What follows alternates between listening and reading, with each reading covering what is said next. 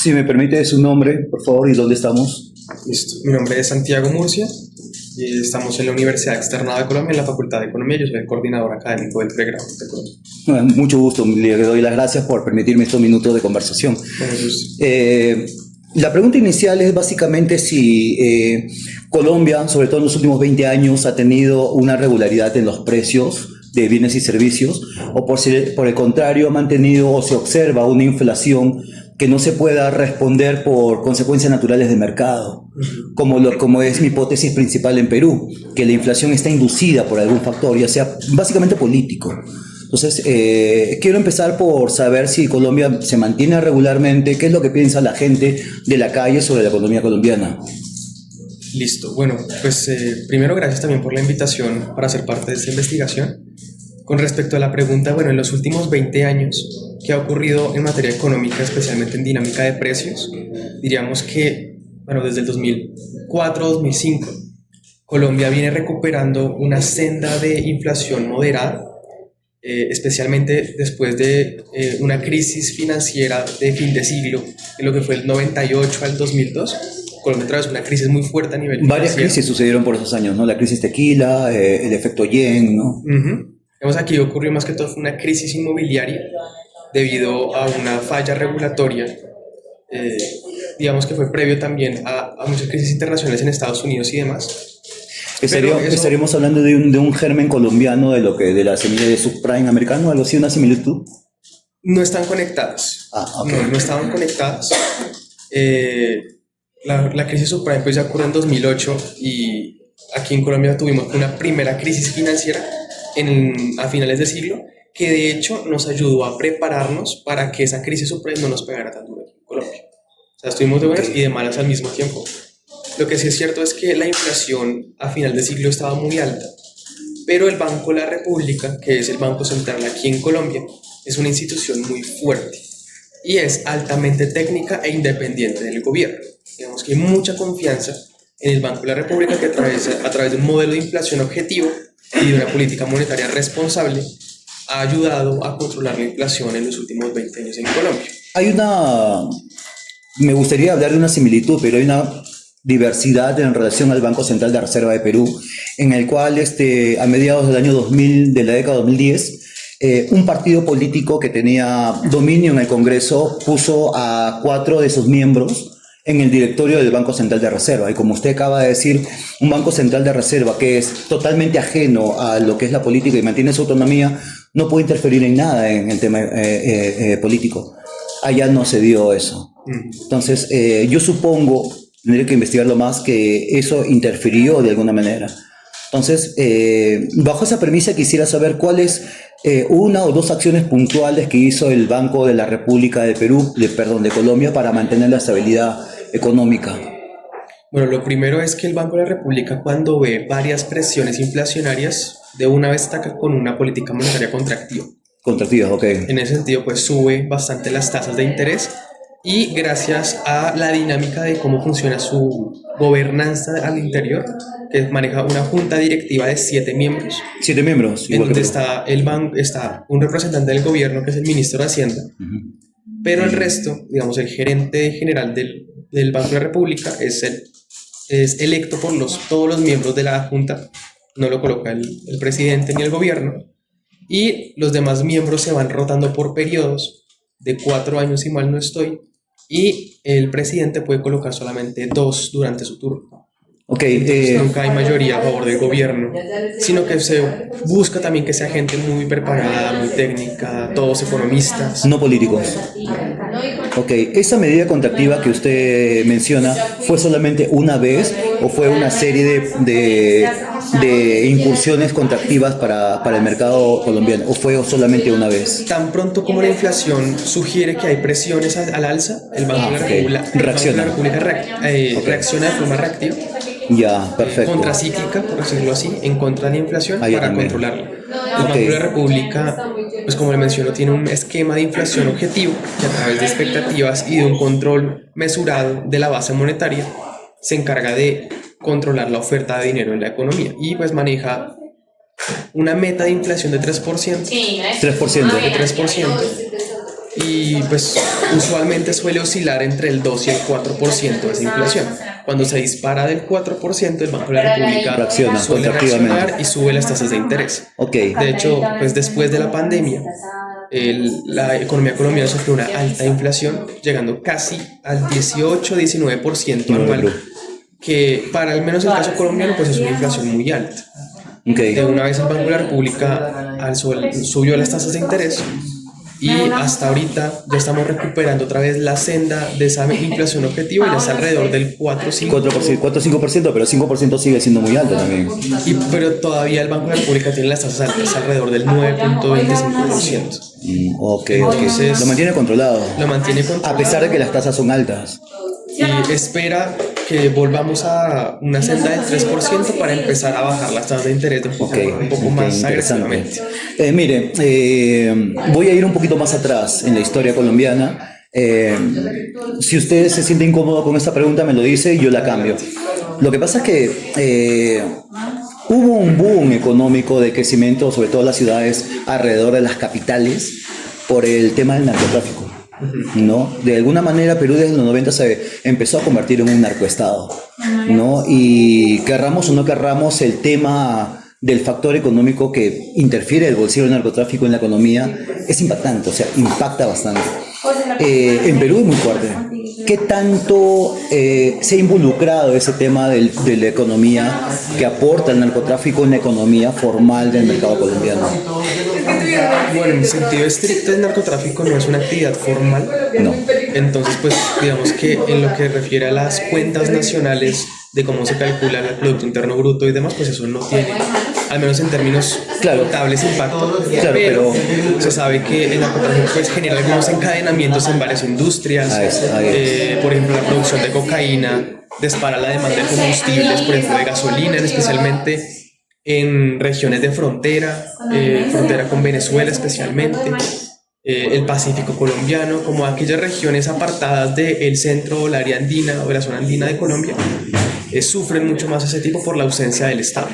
El Estado ha, vamos a decirlo en términos sencillos, mejorado esas zonas fuera de las capitales, esas zonas marginales, han crecido económicamente. Podríamos decir, y yendo un poquito más en la pregunta, si la respuesta es afirmativa, podríamos decir que han crecido por impacto del Estado sobre esas zonas o por impacto del narcotráfico en esas zonas. Yo creo que atribuir una única fuente o una única relación causal no sería responsable. Sí, el Estado ha intentado intervenir en ciertas regiones a través de política pública, a través de regulación, a través de planes o proyectos con organismos multilaterales, sí. Pero que sea la única razón por la cual se han desarrollado regiones, pues yo diría que no. Okay. Creo que ha sido pues una mezcla o una multifactorial. De multifactores, sin duda alguna. Por ejemplo, en regiones de frontera, la mayoría o muchos campesinos, debido a la presión por violencia del narcotráfico, pues les toca cultivar productos como cocaína, coca, hoja de coca, aunque no quieran. Claro. O también la misma dinámica del mercado lleva a los campesinos a que por el precio de la coca decían sembrar coca en vez de otros plantíos mucho más, o más bien legales. Como el frijol, la yuca. Entre otros. Café. En ese aspecto Colombia sí ha trabajado mucho de la mano del Estado con proyectos de sustitución de cultivos.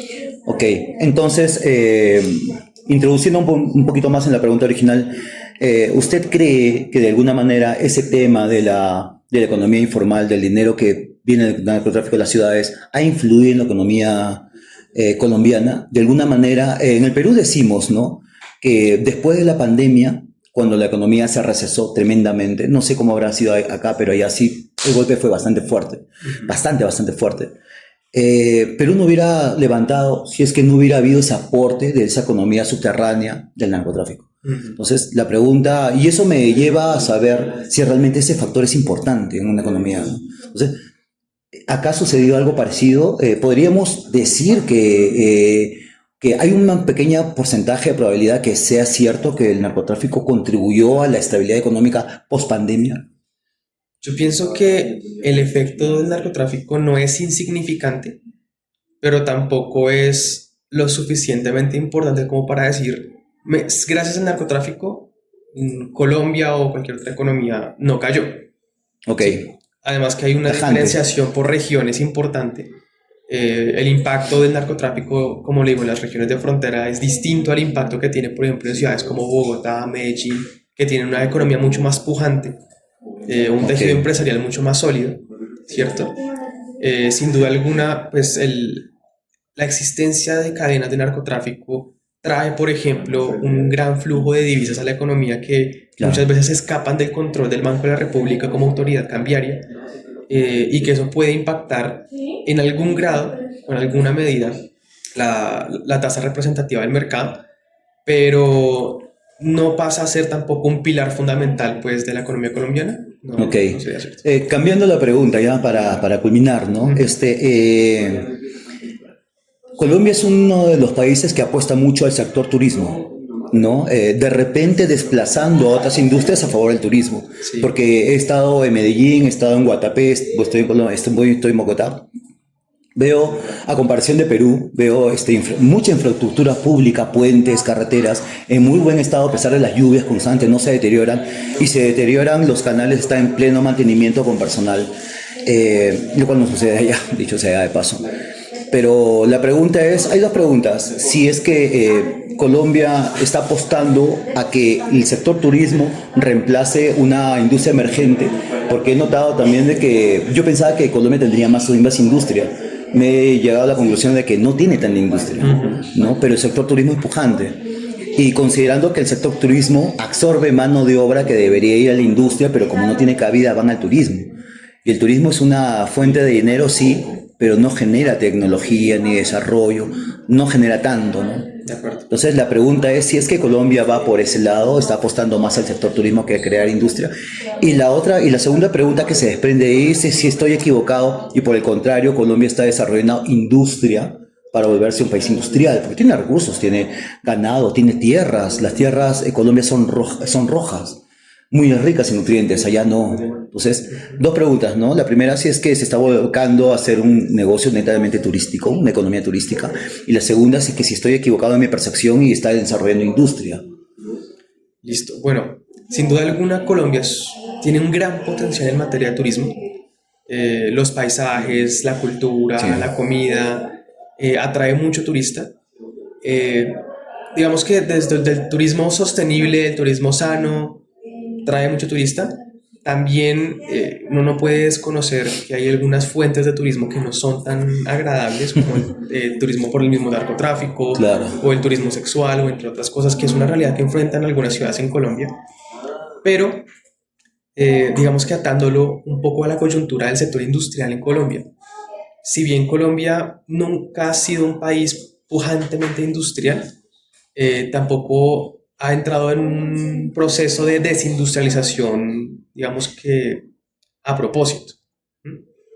El Departamento Nacional de Planeación, el Ministerio de Comercio, Industria y Turismo, entre otras entidades, buscan promover el desarrollo industrial en el país, pero lo cierto es que Colombia presenta pues unas claras ventajas comparativas en la producción de Sí, petróleo, claro. café, flores, en productos que no Frutas. son industriales, carbón, entre otros productos que son los principales productos de nuestra canasta de exportación, que entrar a sustituir esos productos por productos industriales y competir en un mercado muy agresivo con países como China, Estados Unidos, México, A entre eso otros, iba. es complejo.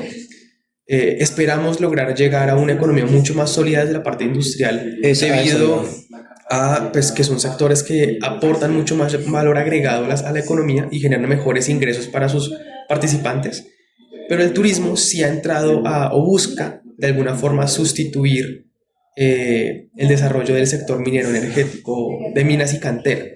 Entonces, por ejemplo, también va muy de acuerdo a las políticas de gobierno en ese sentido. Este gobierno en particular, por el que estamos actualmente, que es un De gobierno de Petro. izquierda, ha decidido, digamos que dejar de lado un poco la extracción de petróleo, la explotación de otro tipo de minerales por promover economías mucho más sostenibles como el turismo. Que está bien o que está mal, al menos el turismo tiene mucha más fuerza en mano de obra que Sí, la claro. producción de minas y cantera.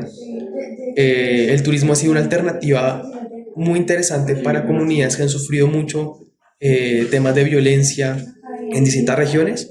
Un ejemplo es la región de los Llanos Orientales, el cañón del río Güejar. es uno de los cañones más largos de Sudamérica para recorrer haciendo rafting y entre otras actividades.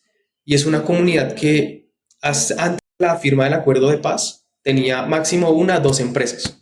Y que después del acuerdo de paz estamos hablando de una región que ya tiene al menos unas 25 empresas registradas en turismo natural, en senderismo, en ecoturismo, para buscar traer pues, nuevos ingresos a la región, impulsar otro tipo de actividades económicas, porque más el turismo también genera encadenamientos muy interesantes en materia de construcción, en materia de alimentos. Sí, sobre todo cuando el Estado le da infraestructura de llegada a la zona, ¿no? Dos últimas preguntas. No quería molestar con el tema del gobierno de Petro, pero ya que salió a la luz el tema, Sí. tenemos la impresión en Perú que el gobierno de Petro, usted es libre de responderme o no, ¿no? Porque es una pregunta de repente más política que económica, Sí. que el gobierno de Petro de alguna manera es una traba para la economía colombiana con el tipo de medidas que usted ha mencionado, ¿no? Y la última pregunta, ya para no terminar la reunión, no quiero quitarle mucho tiempo, es lo que usted comentó, si es que Perú, Colombia, los países latinoamericanos en general, con la presencia china, si es que nos conviene desarrollar más industria que la que tenemos, si por el contrario tenemos que convertirnos en una industria netamente de servicios o financiera tal vez. ¿Nos conviene a los países latinoamericanos ser industriales con los recursos que tenemos, competir con China de repente o posteriormente con India, porque en India en 10 años va a ser China 2, ¿no? ¿Nos conviene a los países latinoamericanos desarrollar industria? ¿Es una buena idea? ¿Los gobiernos tendrían que asignar recursos para desarrollar industrias nacionales? ¿O usted lo ve? ¿Cómo lo ve usted? Yo pienso que, bueno, primero, frente a la pregunta de si el gobierno de Petro ha sido una traba para la economía colombiana, yo diría que no, en el sentido de que de hecho se ha evidenciado crecimiento económico por parte de la economía colombiana durante su gobierno, no necesariamente atribuible a él, sino a la misma dinámica de cómo venía que ya venía funcionando la economía. Ajá. No es que sectores económicos hayan desaparecido por él, por temas de política pública y más hacia una cultura un poco más de sostenibilidad. El sector de minas y canteras sí se ha visto un poco rezagado y es de los que más ha decrecido, pero otros... Tengo entendido que Colombia también es un país minero, ¿no? Igual que Perú. Bueno, ahí va mi pregunta, o sea, si arroja gran porcentaje del PBI o arrojaba gran porcentaje del PBI el crecimiento económico de Antes Colombia. era más. Antes era más, ¿por qué dejarlo de lado a favor de industrias que son emergentes? O sea, principalmente es por un tema de desarrollo o transición energética. Entonces la idea es, o la bandera que ha liderado el gobierno de Petro ha sido, salgamos de la típica industria energética de combustibles fósiles, que es el petróleo, y migremos a un esquema mucho más sostenible de transformación energética en cuanto a generación hidráulica, eólica, entre otras alternativas. ¿Pero no considera usted que esa es una política que daría resultados más o menos en 20 años? No lo vamos a ver ahorita. Uno, eso, y siento que no se han implementado los proyectos adecuados. Una cosa es decir, yo quiero otra cosa es construir o invertir en otro tipo de plantas como energía solar y otras, pero no es necesario en este momento, digamos que ahorcar la producción y la exploración de petróleo. Podemos utilizar de nuevo los réditos del petróleo, que todavía es un mercado pujante, para ahorrar e invertir paulatinamente de esos recursos en transición energética. No ahorquemos acá para... Ok, no se preocupe, es la respuesta que me aclara las cosas. Sobre la segunda pregunta, la otra parte... lo más importante es que la industria, los países latinoamericanos tenemos que dejar de, ya que China, India y el mismo Estados Unidos, ¿no? De repente en su momento Rusia, ¿no? Van a desarrollar industrias enormes si es que nosotros tenemos que o podemos volvernos industriales o no es necesario o por el contrario tendríamos que girar a una industria de servicios como los servicios turísticos. ¿Cuál es su opinión ahí? No podemos ser un país industrial si no invertimos en innovación y en educación. Okay. O sea, no podemos esperar diseñar y producir carros tipo Tesla o algún otro tipo de elemento de gran valor a nivel industrial si no sabemos cómo hacerlo. ¿Sí? Ocurre mucho es que no se está invirtiendo, o bueno, Colombia, desde el punto de vista de educación, produce más abogados y economistas que ingenieros. Igual que Perú. Entonces, pues no podemos esperar que la gente aprenda desarrollos industriales e innovación si no tenemos ingenieros que lo hagan, técnicos que lo hagan, sino que tenemos es más personas enfocadas a solucionar problemas sociales, pero no tanto a desarrollar nuevos mercados y otro tipo de iniciativas. En el Perú, en los 90 se desarrolló un concepto de la universidad de empresa. Entonces yo podía hacer mi universidad en un edificio, ¿no? Y obviamente, pues, lo que como usted acaba de mencionar, las carreras que llaman la atención, administración, contabilidad, derecho.